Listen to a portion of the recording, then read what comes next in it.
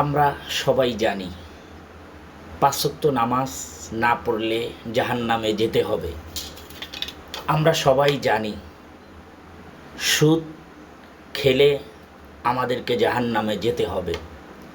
আমরা সবাই জানি মিথ্যা কথা বললে আমাদেরকে আল্লাহ তাআলা গুনার সাব্যস্ত করবেন। আমরা সবাই জানি আমরা মানুষকে কষ্ট দিলে আল্লাহ এই জিনিসটা সহ্য করে না। আমরা সবাই জানি একে অপরকে ভালোবাসতে হয়। রাসূল সাল্লাল্লাহু আলাইহি সাল্লাম বলেছেন, আমরা সবাই জানি যে মা বাবাকে সম্মান করতে হবে।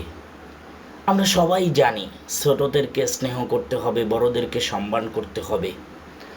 আমরা সবাই জানি আমাদেরকে যাকাত দিতে হবে। আমরা সবাই জানি যে আমাদেরকে পরিপূর্ণভাবে আল্লাহ তাআলার হুকুম, নবীর সুন্নাত পরিপূর্ণভাবে আমাদেরকে মানতে হবে।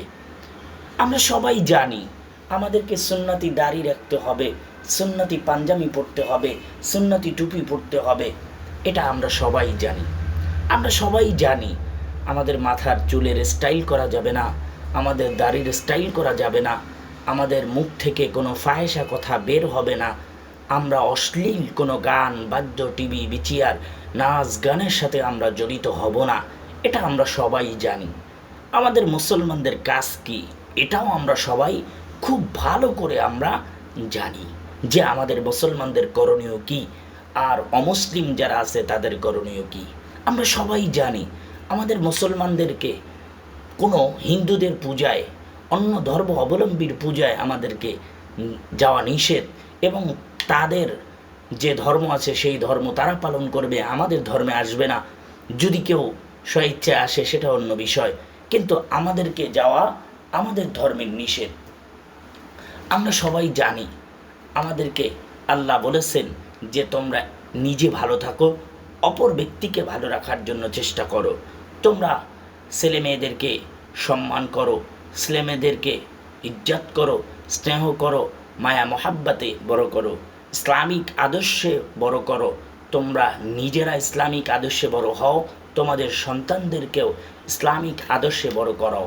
এটা আমরা সবাই জানি, কিন্তু তারপরেও আমরা মানি না। ভাই, যদি নাই মানি তাহলে কি মুসলমান? আর যদি মানি তাইলে কি মুসলমান? মুসলমান হব কিভাবে?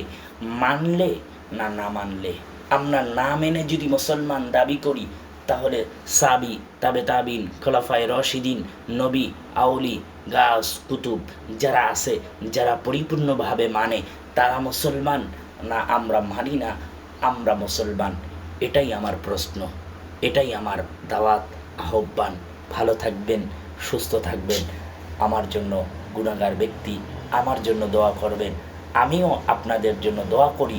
আল্লাহ তাআলা যেন সবাইকে এই সব আল্লাহ তাআলার নির্দেশ, নবীর সুন্নাত মেনে যেন আমরা দুনিয়ার থেকে বিদায় নিতে পারি ইনশাআল্লাহ। ভালো থাকবেন, সুস্থ থাকবেন। আসসালামু আলাইকুম ওয়া রাহমাতুল্লাহ।